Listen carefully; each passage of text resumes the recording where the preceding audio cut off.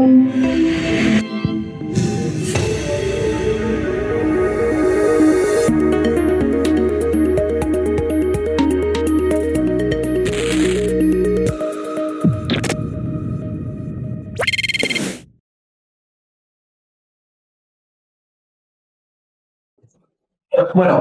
buenas tardes con todos y gracias por continuar aquí en este pequeño conversatorio. Tenemos la gran compañía del doctor que siempre trabaja en esta divulgación en matemáticas, y por eso nosotros estamos muy agradecidos por el tiempo, por su paciencia, y gracias también a todos ustedes por acompañarnos. En esta última parte queremos hacer simplemente una interacción para conocer un poco acerca de cómo se puede hacer matemáticas para los estudiantes que tengan que tomar decisiones. Muchas de las preguntas ya fueron respondidas previamente, ¿no? Y creo que la experiencia de los demás nos ayuda a todos, ¿no? Yo quisiera transmitirle a usted algunas preguntas que nos hicieron llegar a algunas personas de la sección, y a nombre de ellos yo le agradezco por estar aquí y también por contarnos sus experiencias, transmitir sus conocimientos, y creo que nos ayudan a todos nosotros como personas dedicadas a enseñar matemáticas, y también a muchos de los que están matriculados en la carrera y participantes de estas clases. La primera pregunta, un poco por curiosidad. ¿Por qué se decidió hacer matemáticas?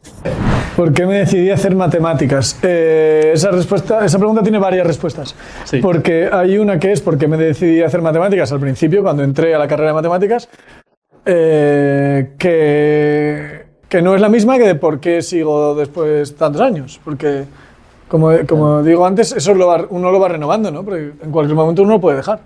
Y las matemáticas, aunque a veces lo parecen, no es una secta, y entonces uno puede salirse, esa es la diferencia fundamental, ¿no? Uno puede salirse cuando quiere. Y entonces cada vez que uno, digamos, va renovando su compromiso con las matemáticas, a veces lo hace por la misma razón por la que entró y otras veces no. En mi caso no. Aunque tiene que ver. Yo entré a la carrera de matemáticas porque quería estudiar computación. Y ese fue mi primer acercamiento. Yo no recuerdo que en mi infancia me gustaran especialmente las matemáticas, no soy un geniecito infantil ni nada de eso. En la secundaria sí me gustaban las matemáticas, tuve muy buenos profesores, pero también me gustaba la literatura, también me gustaba la física. Mi asignatura favorita era deporte cuando hacía secundaria, pero las matemáticas me gustaban. Y me gustaron, y además tuve la suerte de tener unos profesores de secundaria que eran muy buenos matemáticos, que eran buenos docentes y que eran buenas personas. Y entonces eso me hizo ver las matemáticas de una forma que luego me ayudó a entrar muy bien cuando entré en la carrera. Una de las cosas que me ayudó es que yo vi mucha matemática en la secundaria, mucha. Yo no sabía, cuando estaba estudiando secundaria, no sabía cuánto estaba viendo, pero yo cuando entré a la universidad, cálculo 1 y álgebra 1 para mí fueron un paseo. Yo había visto ya todo en la secundaria, claro. Todo aquello. Yo había visto todo aquello. Yo había visto el teorema Roussy-Frobenius de álgebra lineal, había visto integrales de muchos tipos, había visto un inicio de ecuaciones derivadas parciales, todo eso en el secundario, en el instituto secundario. Por supuesto, sumación de series, diferencias finitas, un montón de cosas. Para mí, yo no sabía que estaba viendo tantas matemáticas, comparado con otros lugares, otros centros de estudio. En un instituto público, pero mis profesores eran muy buenos. Y luego también otra cosa que me enseñaron es el disfrute de la matemática en sí misma, sin necesidad de hacer otra cosa, sin necesidad de que sirva para otra cosa. Eso lo aprendí mucho con la matemática recreativa, que aparte de las matemáticas que hacíamos, pues veíamos matemáticas que eran interesantes y que eran divertidas y que eran un reto intelectual y que no servían para nada, que era simplemente pues, por hacer matemáticas. Eso también fue importante para mí. Y lo tercero es que vi un acercamiento muy computacional a la matemática. Allí yo no en aquel momento, estoy hablando de los años 80, primera parte de los 80, no había ordenadores como los conocemos ahora, computadores como los conocemos ahora. Yo tenía uno que se llamaba Spectrum, que era muy pequeñito, tenía 48K de memoria RAM y programaba jueguitos con mis amigos. Y entonces, en aquel momento, en los institutos de secundaria de España, se empezó a impartir una asignatura optativa de informática. Y allí la daba, en cada instituto, en cada centro la daba quien podía por buena voluntad, porque al profesor de arte le gustaba informática, entonces te enseñaba a dibujar con el ordenador, porque al profesor de no sé qué le gustaba la informática y te enseñaba procesamiento de texto. En mi caso, me enseñó informática los profesores de matemáticas. Entonces lo que hacíamos era tomar un libro de Rey Pastor que se llama Análisis algebraico, y entonces elementos de análisis algebraico, y había problemitas ahí, que si los números perfectos, que si números primos de no sé qué, que si la criba de Mersenne, todo ese tipo de cosas, o la criba era, todos tenéis los números de Mersenne, todo eso, hacíamos programitas para hacer eso. Entonces, de nuevo, de forma inconsciente, yo tuve un contacto con algo que muchos de mis compañeros no tenían, y es que la matemática se puede mecanizar, o parte de la matemática se puede mecanizar, hay un acercamiento computacional a las matemáticas. Entonces, eso lo tuve en la secundaria. Entré a matemáticas porque me gustaba toda esa parte de programación y tal, entonces dijeron, bueno, pues no hay una carrera de informática como tal, pero en matemáticas al final hay asignaturas de computación y tal. Luego, bueno, pues las matemáticas me gustan también, pues entro ahí.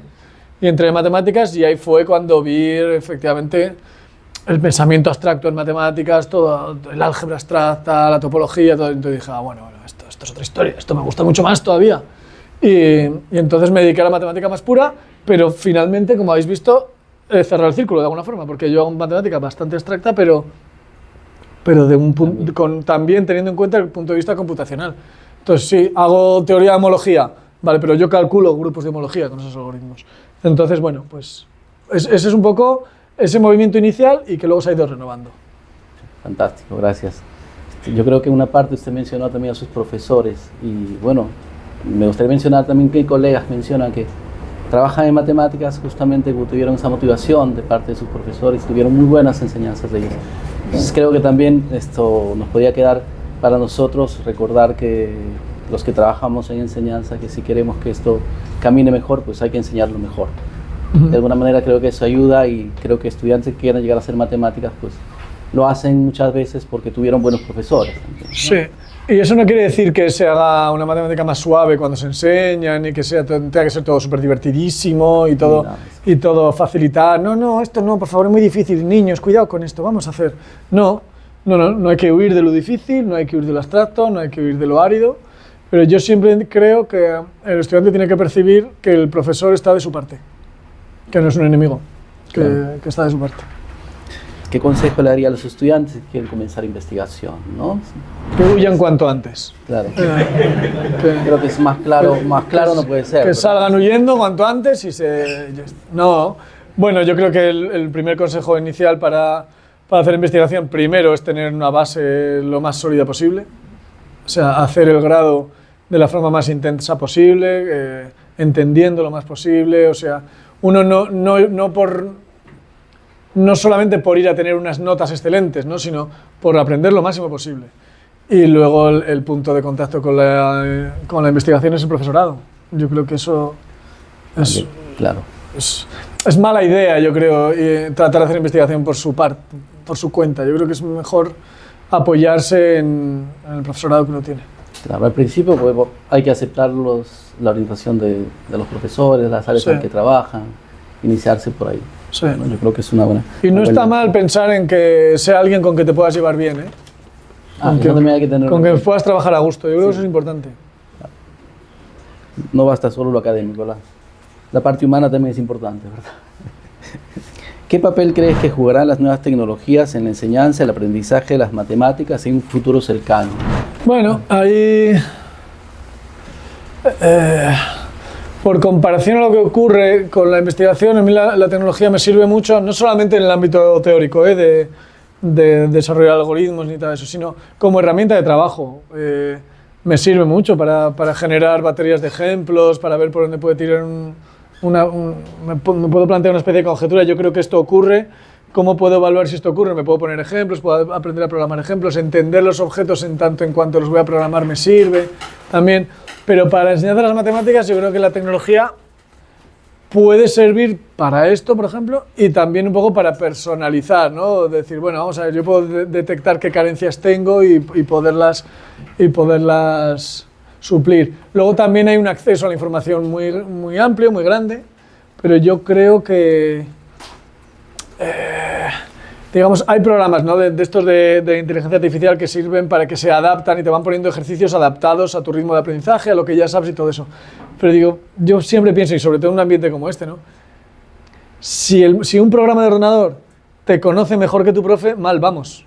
O sea, quien puede ponerte problemas adaptados y ver por ahí, te voy a pinchar un poquito con este problema, te voy a poner estos porque veo que estás teniendo dificultad con este concepto, es tu profesor. O sea, eso lo puede hacer un sistema de enseñanza adaptativa y es muy difícil programar eso, y los hay, pero esos son para quien no tiene disponible un profesor. Quien tiene disponible un profesor, eso yo creo que es insustituible. Y en ese sentido, ¿no? De adaptar. Y luego lo otro, pues claro, hay matemáticas que tienen mucho que ver con la tecnología y entonces pues el desarrollo de tecnología también creo que influye a veces en la elección de los temas que enseñamos. A veces elegimos enseñar unos temas u otros por su relación con la tecnología. Eso, bueno, pues puede estar bien. Puede estar bien, claro. Una siguiente pregunta dice: ¿qué importancia ves en la intersección entre álgebra computacional y otras ramas de la matemática? Bueno, yo creo que ha quedado muy explicado en la carrera investigadora, ¿no? O sea, la conexión entre objetos matemáticos creo que es la fuente más importante de resultados profundos en matemáticas, ¿no? Yo qué sé, podemos ir a los más famosos teoremas, ¿no? El teorema de Fermat que demostró Wiles. En sí mismo, saber que una potencia superior a 2 de 3 enteros, la suma de 2 enteros no va a dar un tercer entero, no. En sí mismo no es un resultado tan importante, ¿no? No está mal, es un resultado bonito, es un resultado muy chulo de teoría de números, tal. De alguna forma generaliza Pitágoras, vale, pero donde está la importancia es en las relaciones que hay por debajo, o sea, en la prueba, las relaciones con las formas modulares, las relaciones con otras cosas, ¿no? Ahí está lo importante de ese teorema, de la demostración de ese teorema. Entonces, la mayor parte una fuente importante de resultados profundos en matemáticas son resultados que conectan una parte de la matemática con otra, y entonces nos esclarece un poco cuál es el paisaje de las matemáticas, ¿no? Esos resultados son importantes. Y hay veces que la computación nos sirve para eso, porque cuando yo estudio álgebra homológica y hago un algoritmo para estudiar grupos de homología, tengo que de alguna forma ir a una especie de abstracción que no es la misma exactamente que parece que la abstracción solo pudiera viajar en una dirección, ¿no? Es otra dirección de abstracción que a lo mejor me va a permitir establecer contacto con los árboles de decisión binaria, con los complejos simpliciales, etc. Y entonces me permite establecer lenguajes de comunicación entre distintas áreas de las matemáticas. Entonces, para mí, aparte de las ventajas obvias de cálculo rápido y etcétera, de poder poner ejemplos rápidos y todo eso, tiene también esta ventaja, que cuando uno entiende un objeto para hacer cálculos sobre ese objeto, cálculos computacionales, lo entiende de otra manera. No digo que sea mejor, más intensa, ¿no? De otra manera. Y esa otra manera te puede permitir establecer vínculos con otras partes de las matemáticas, que son resultados muy bonitos esos. Claro. Finalmente, hay una pregunta aquí sobre demostraciones matemáticas.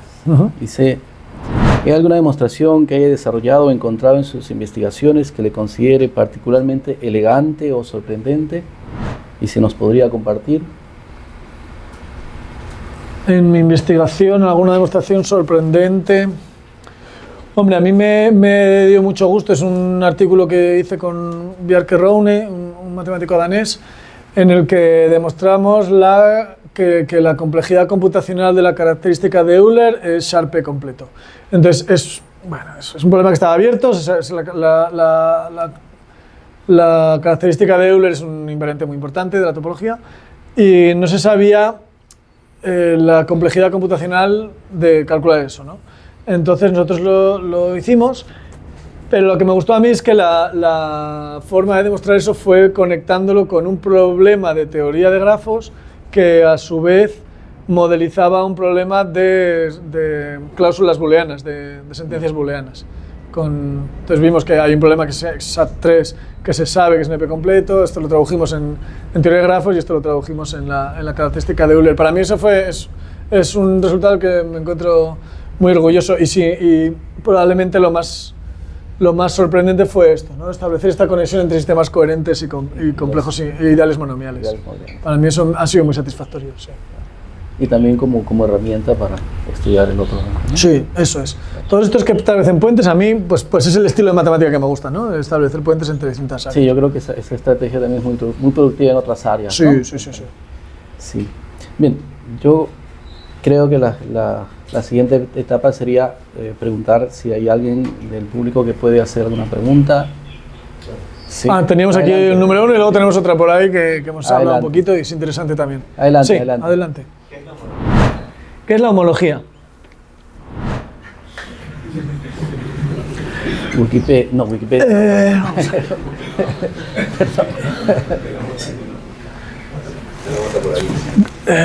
Voy a intentar decirlo sin escribir nada.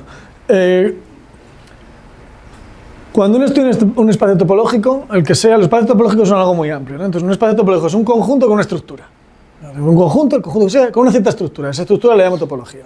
Entonces, tengo un espacio topológico. Y eso puede ser súper diferente, hay una variedad inmensa de espacios topológicos. Un grafo se puede considerar un espacio topológico, una variedad suave se puede considerar un espacio topológico. Hay muchas cosas, ¿no? Hay 1000 topologías diferentes.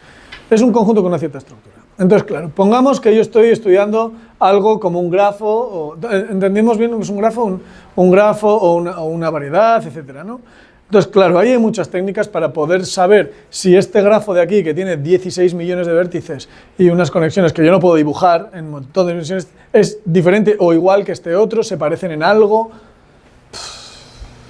¿Cómo sé eso? ¿Cómo puedo saberlo? Pues hay muchos invariantes, ¿no? Que dependen del grafo, por ejemplo, característica de Euler es uno y otros, ¿no? Pero imagínate que resulta que tienen la misma característica de Euler. ¿Son el mismo? ¿No son el mismo? ¿Cómo lo puedo saber? Entonces, estudiar la geometría, por ejemplo, si estamos en una variedad, en n-dimensional, por ejemplo, estudiar la geometría es muy difícil. No sé el gusto que tenéis cada cual por las matemáticas, a mí me parece que la geometría es muy difícil. Entonces, estudiar geométricamente ese espacio puede ser muy complicado. Entonces, lo que hacemos es asignar a ese espacio un objeto algebraico. Entonces, el álgebra en general, esto puede que me mate a alguien, pero el álgebra en general es más fácil que la geometría. Pero esto es mucho decir. O sea, hay álgebra dificilísima, hay álgebra imposible, pero en este caso lo que tratamos cuando hacemos este tipo de cosas es tratar de buscar una herramienta con la que sea más fácil trabajar. Entonces, el álgebra homológica lo que hace es a un espacio topológico le asigna un objeto algebraico. Y ese objeto algebraico es una sucesión.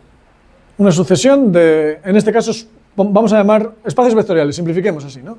Pues en general son módulos, pero espacios vectoriales. Todo el mundo entiende un espacio vectorial, ¿verdad? El modelo sería Rn más o menos. Vale, es un espacio vectorial, ¿vale? Entonces, una sucesión de espacios vectoriales. Hay una forma muy canónica de, a un espacio topológico, asociarle una sucesión de espacios vectoriales, ¿vale? Entonces, esa sucesión, además, tiene aplicaciones entre ellos. Son un montón de espacios vectoriales y que yo tengo una aplicación entre uno y otro, así como una cadena. Eso se llama una cadena. De hecho, se llama complejo de cadenas.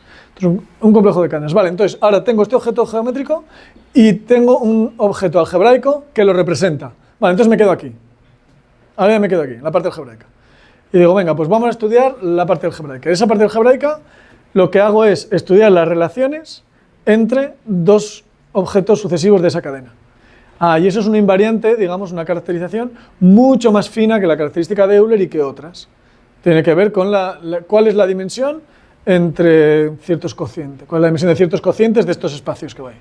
Vale, pues eso es lo que se llaman los módulos de homología o los grupos de homología de aquel espacio de allá. Y entonces yo puedo, del espacio geométrico que tiene al principio, entonces yo puedo distinguir distintos espacios estudiando esto de aquí.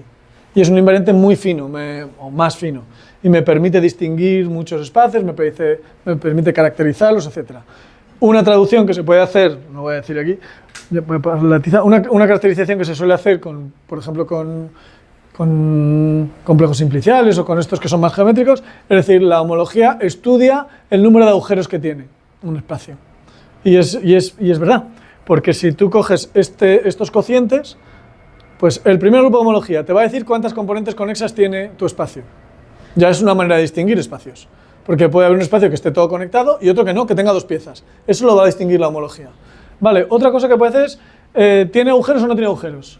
Agujeros de dimensión 1, por ejemplo, ¿no? Pues yo puedo tener un triángulo relleno o un triángulo que solo sea los lados del triángulo. ¿Vale? Uno tiene un agujero y el otro no. son distintos. Eso te distingue el primer grupo de homología. Vale, ahora puedo tener una esfera que esté rellena o que esté vacía. Es un agujero, pero no es el mismo tipo que agujero del triángulo, ¿no? Digamos, el agujero del triángulo es de dimensión 2, este es de dimensión 3. Vale, pues si está llena o está vacía, eso te lo va a decir el siguiente grupo de homología. Si vamos a la dimensión siguiente, lo que sea un agujero en dimensión 4, no sé lo que es un agujero en dimensión 4, pero eso te lo va a decir el siguiente grupo de homología. Entonces, de alguna forma, es una forma de hablar, ¿no? Pero todos los grupos de la homología de este objeto algebraico te están describiendo, contando los agujeros que tiene tu objeto geométrico en todas las dimensiones posibles. Pues es muy reduccionista esta definición que estoy dando, pero más o menos eso es la homología, eso es lo que hacemos con homología. Entonces es un invariante algebraico complejo que describe muchas características de un espacio topológico. Eso sería. Y Poincaré aparece en el primer grupo fundamental, ¿no? Claro, eso es homología. Luego además hay otros invariantes algebraicos que hay los que se llaman los invariantes homotópicos. Entonces ahí se asocian grupos con eso y ahí, por ejemplo, uno del estudio de los invariantes homotópicos es el teorema de Poincaré, que es el único problema del milenio que se ha resuelto, tiene que ver con eso, es con grupo fundamental, en este caso en esferas. Sí, adelante, profesor. Lo que hablamos antes, ¿no? Quisiera que nos diga sobre matemática pura y matemática aplicada. Vale. Hablar de matemática pura y matemática aplicada es no ofender a nadie, porque la gente se ofende mucho con eso. Para empezar, creo que no es una distinción binaria. No hay un 1 y un 0. Somos los del 1 y los del 0. No. Esto es, aquí hay... Es un byte. Hay unos y ceros. Y no es todo unos y todo ceros. Hay unos y ceros, entonces hay un rango de grises, ¿no? Entre matemática pura y matemática aplicada. Yo tengo una definición bastante reduccionista de matemática aplicada. Y es que cuando, o por lo menos un requisito para mí, para estar haciendo matemática aplicada, es que el problema surja de la aplicación. Que venga alguien del mundo externo, del mundo real, y me diga, tengo este problema y necesito matemáticas para hacerlo, para resolverlo. Para mí eso es matemática aplicada. Ahí, por ejemplo, entra la matemática industrial, ¿no?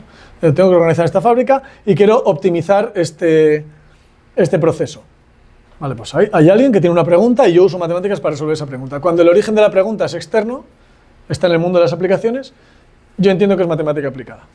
Entonces, para mí, que tengo una visión muy reduccionista de la matemática aplicada es solo cuando la pregunta inicial viene de fuera. Si no, es matemática aplicable. Lo que hago yo aquí, sistemas coherentes y todo eso, para mí es matemática aplicable. Yo he desarrollado matemática, la pregunta original viene de mí o del mundo de las matemáticas y ese producto que obtengo, esos algoritmos para cálculo de sistemas coherentes, etcétera, es aplicable en el mundo industrial, es aplicable en el mundo de la biología, es aplicable. Entonces, para mí eso es matemática aplicable. Luego hay otra gente que toma las técnicas más habituales de la matemática aplicada y las estudia matemáticamente, pero ya en desconexión con las aplicaciones. Las estudia, se considera como un ámbito nuevo de estudio. Por ejemplo, en mi universidad, la gente que hace matemática aplicada hace análisis numérico. Lo que hace es mejorar los ratios de convergencia de ciertos algoritmos numéricos. Para mí eso no es matemática aplicada.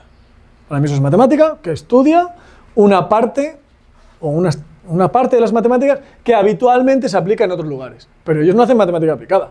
O sea, ellos jamás han hablado con una industria, ni han hablado con la ley. Entonces, para mí eso es matemática o aplicable, es matemática. Matemáticas que en este caso cálculo numérico. Y lo que digamos es matemática pura es gente que hace matemática, hace estructura matemática sin una preocupación porque eso sirva a alguien de fuera, ¿no? Para que eso sea aplicable a alguien de fuera. Ni aplicable, ni el área de matemática que habitualmente se usa en aplicaciones. Y hay gente que incluso huye de eso. El paradigma sería Hardy en esto, ¿no? Hardy estaba orgulloso de que sus matemáticas no sirvieran para nada. Ahora, y de hecho decía que eran las únicas que valía la pena hacer. Claro, ahora se moriría del asco si viera que la teoría de números que él hacía se aplica en criptografía, por ejemplo, pero pues bueno, pues tampoco hay que hablar tan alto. Entonces, o sea, uno no sabe en qué se pueden aplicar las matemáticas. Hombre, la gente que estudia espacios topológicos infinito-dimensionales está a salvo, yo creo. Yo creo que está a salvo de de las aplicaciones. Pero para mí es esa distinción. Y yo tengo una definición muy restrictiva, ya lo digo, ¿eh? O sea, hay gente que mete en matemática aplicada las 3 primeras partes que yo he contado. La que la pregunta viene de fuera, la que es aplicable, por ejemplo el nuestro, o la gente que estudia las matemáticas que habitualmente se usan en aplicaciones. Y eso todo lo meten en matemática aplicada. Muy bien, yo no tengo nada en contra, pero mi definición es esa más restrictiva y creo que a mí por lo menos me viene bien para, en mi esquema mental, distinguir esas 3 cosas. Y la matemática pura, lo que pasa es que la gente que hace matemática pura, o que hacemos matemática pura, ¿no? Y cuando me dedico a hacer homología de ideales monomiales, yo no estoy pensando en aplicar eso para nada. Hay veces que tiene esa etiquetita de que esa pureza incluso lleva una cosa moral o de superioridad intelectual o ese tipo de cosas. Pues yo creo que eso también hay que hacérselo mirar. Sí. Su comentario me hizo recordar en alguna conversación con colegas cuando querían hablar qué es matemáticas. Entonces intentaron dar una descripción básica de lo que podía ser la matemática. Dijeron, bueno, es algo que aplicable, justamente pensando en esa caracterización de lo que podría ser la matemática, porque si no se usa ahora, pues en algún momento se usará. Ya. Y el ejemplo de Hardy, pues creo que ayuda mucho para ese. Es un ejemplo, pero yo no creo que, aunque no se aplique ahora, se aplicará. Yo creo que la inmensa mayoría de las matemáticas que hacemos hoy en el mundo hoy día no se van a aplicar jamás a nada. Y no está mal. No pasa nada, o sea, y tampoco es un mero entretenimiento formal, o sea, es el desarrollo de una disciplina que es filosófica, si quieres, desde ese punto de vista, ¿no? Yo qué sé. Vale, yo vi hace poco un artículo, que no lo he leído todavía, que relaciona teoría de haces con redes sociales. Pues no sé cómo lo van a relacionar, pero tengo curiosidad de hacerlo. Pero desde luego la gente que trabaja en teoría de haces no está pensando en aplicar eso a ningún problema en concreto, ¿no? Al embaldosado de edificios, no creo. Sí, claro. ¿Alguna otra curiosidad? Sí. Yo tengo uno. Desde su perspectiva, con toda la experiencia que tiene, ¿cuál cree que podrían ser los consejos para nosotros que estamos en plena formación, tanto en pregrado, maestría y doctorado, para mejorar la divulgación en la matemática? Para mejorar la divulgación en la matemática, yo diría 3 cosas. Una, saber más matemáticas. Saber todas las matemáticas que uno pueda y comprendiéndolas de la forma más profunda que uno pueda. Y si alguien quiere un ejemplo en el que se puede bucear todo lo que quiera, es que coja la álgebra lineal de primero. La definición de espacio vectorial, la definición de vector, espacio dual, todo eso, y empieza a tirar del hilo del álgebra lineal. El hilo de álgebra lineal es todo lo que está aquí tiene por debajo álgebra lineal. Entonces, saber lo más profundamente posible, conocer lo más profundamente las matemáticas que uno ha estudiado. Para mí ese es un punto importante. Uno no debería dejar nunca de estudiar y estudiar comprendiendo. O sea, no solamente saber calcular, que está bien también, pero entendiendo. Eso es una. Tener un conocimiento profundo de la matemática creo que es un primer consejo. Segundo, tener un conocimiento profundo de las personas a quien vamos a hablar. Entonces, si uno va a hablar a niños, conocer cómo los niños estudian o aprenden matemáticas, qué cosas les gustan a los niños, etc. Y si uno va a hablar a un público general, conocer cómo es el ser humano. Entonces, hay que leer literatura, hay que leer poesía, hay que ver películas, todo eso hay que hacerlo. Si no, ¿a quién vas a hablar? No vas a saber cómo es la gente. Yo, por ejemplo, a mis estudiantes de doctorado les obligo a leer literatura. Luego me harán caso o no. O sea, obligar es una palabra como muy fuerte, ¿no? Pero aconsejo muy fuertemente eso, porque si no tú estás metido, lo que decíamos antes, en un agujerito muy pequeñito que al final se reduce a un punto en el amplio mundo de las matemáticas, y no ya en el amplio mundo de las matemáticas, en el amplio mundo de todo. Que si no, ¿con quién vas a hablar? O sea, ¿cómo te vas a dirigir a alguien si no sabes si esa gente, cómo piensa la gente, cómo siente la gente, qué miedos tienen, qué cosas les gustan, qué cosas aman, qué cosas les inquietan? ¿Cómo vas a conocer eso si no conoces a las personas, ¿no? Entonces, segundo es conocer al público. Ese es el segundo punto. Y el tercero es conocer cómo se comunica. No es obvio. Nadie nace preparado para hablar bien, comunicar bien, escribir bien, y eso se estudia mucho. Hay mucha gente dedicada a saber cómo mejorar los procesos de comunicación. Bueno, pues aprendámoslo. Si yo quiero aprender a que un ordenador me haga caso cuando le pido un cálculo, ¿qué tengo que hacer? Aprender lenguajes de programación. Yo tengo que aprender a programar. Vale, pues si quiero comunicar con alguien que no es especialista en matemática, necesito aprender a comunicar. Necesito aprender técnicas de comunicación. Entonces, yo diría que incidir en esas 3 cosas. Perdón. Sí. Está relacionado con la pregunta y lo que tú dices.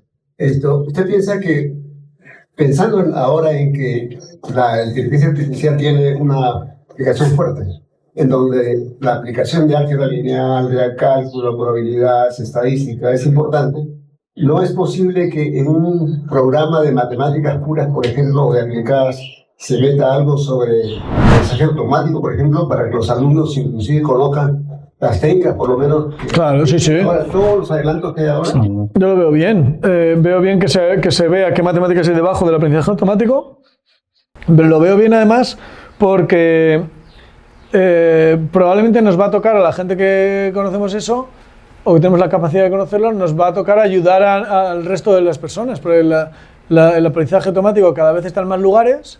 La gente no tiene ni idea de cómo funciona eso. En general, la gente no tiene ni idea de cómo funciona eso. Pues es una especie de magia, que no sé, el programa hace así, lo de así, y hace una especie de magia. Y esa magia, cuando la magia está muy presente en la sociedad, la manipulación está muy presente en la sociedad. Porque la magia es una forma de tener a la gente sujeta muy eficaz. Lo ha sido durante toda la historia. Entonces, cuando nuestras formas de gobierno, y cuando digo gobierno no solamente me refiero al gobierno institucional, sino al gobierno social, están muy cercanas a que yo tengo un poder mágico que tú no conoces, ahí hay una probabilidad muy grande de manipulación, incluso de esclavización, ¿no? Diría. Entonces, eso nos libera el conocimiento. Entonces, la gente que comprendemos un poco eso, pues estaría bien que supiéramos acercar a la gente eso. Y también para desmitificar, ¿no? Porque ahora mismo hay como una excitación general en torno a la inteligencia artificial, al aprendizaje automático. Más me parece bien que la pregunta haya sido en términos de aprendizaje automático, porque a mí me parece que la palabra inteligencia artificial es muy pretenciosa. O sea, yo entiendo que todas estas técnicas son más bien una nueva mano que un nuevo cerebro. Yo no creo que sea un nuevo cerebro la inteligencia artificial. Yo creo que es una herramienta muy potente, muy poderosa, pero es una mano. No es un cerebro nuevo, no piensa eso. No piensa, saca patrones, claro, hace cosas que identificamos nosotros con el pensamiento, pero no tiene iniciativa, por ejemplo, o evaluación de sus propios resultados. Y es difícil que lo tenga, tal como se está investigando ahora. No digo que es muy difícil poner límites a lo que se va a conseguir, pero ahora mismo la investigación no va por allí. En general, hay muy poca gente que está manejando un concepto amplio de inteligencia cuando habla de inteligencia artificial, ¿no? Entonces yo creo que todo eso está muy bien, el saberlo, incluso creo que es un deber cívico estudiar eso para luego explicarlo a otras personas, porque es que si no, de aquí a 10 años va a haber un montón de gente que no va a saber ni por dónde atacar eso. Bien, gracias. Profesor, tenía una pregunta, sí, adelante. Bueno, tengo aquí una. Sobre las ideas que comparte en su programa, especialmente sobre cómo la matemática influye en la vida cotidiana. La pregunta. ¿La aplicas también en tu vida diaria? Claro, fuera del ámbito académico. Normalmente la matemática en nuestra vida cotidiana es muy poca la que empleamos, pues porque... Yo nunca me he encontrado con un ideal en la calle, ni he sabido qué decirle, y si me lo encontrara, pues probablemente me daría mucho susto. Pero en la matemática de las situaciones cotidianas, más o menos es una especie de racionalización del sentido común. Normalmente tú tienes más o menos un sentido común y hay veces que lo puedes ordenar y decir, ostras, mira, ¿de verdad es más eficaz hacer esto que esto? Voy a comprobarlo. Y entonces tú haces una comprobación, digamos, matemática, ¿no? De las cosas. Ese tipo de pensamiento sí que me reconozco haberlo hecho en alguna ocasión, ¿no? Es decir, pues mira, siempre he pensado que mi camino más corto para ir a casa era este, pero resulta que, aunque sea más largo, como aquí hay un semáforo y no sé qué, voy a medir y entonces comparando, a notar 10 días lo que tardo yendo por aquí y por aquí. Bueno, yo qué sé, cosas así, ¿no? Pues puede ser un poco friki eso, pero a veces lo hacemos. Lo que creo es que no hay que extrapolar, ¿eh? O sea, no hay que ir demasiado lejos, porque al final acabas, pues lo que explicaba el otro día los chicos medio en broma en el monólogo del sábado, tú acabas discutiendo con tu pareja y diciéndole que está entrando en la falacia del consecuente y te puedes ganar un tortazo. Con razón, o sea, a lo mejor está entrando en la falacia del consecuente, pero es que no entres en matemáticas ahí, o sea, entra en la persona que tienes enfrente, ¿no? Entonces, Sí, bueno, no sé, la aplicación de la matemática en la vida cotidiana, la aplicación explícita y intencional de la matemática en la vida cotidiana es muy reducida, muy poco. Pero es verdad que hay veces que uno dice, bueno, vamos a pensar un poquito racionalmente en esto. Y entonces sí que puedes tener cierta ventaja, ¿no? Con ciertas cosas. Por ejemplo, yo qué sé, para no jugar a la lotería o cosas así. O por lo menos no jugar a la lotería con la esperanza de que te va a tocar. Tú jugar por ilusión y ya está. Fantástico. Bien, creo que ya va a ser la 1 de la tarde. Ya. Le agradezco, profesor, por todas sus enseñanzas, sus comentarios, sus experiencias y a todos por estar presentes y acompañarnos siempre. A nombre de los profesores de matemáticas, le quiero hacer entrega a este pequeño presente. Gracias. Espero que sea un pequeño recuerdo y que, bueno... ¿Puedo abrir? Sí, claro. No creo que haya sorpresas, ¿no?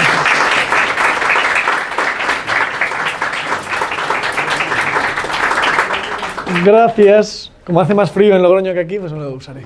Le agradezco su visita y espero que, bueno, haya disfrutado no solo de la universidad, no solo del ambiente académico, sino también de nuestra ciudad, nuestra cultura.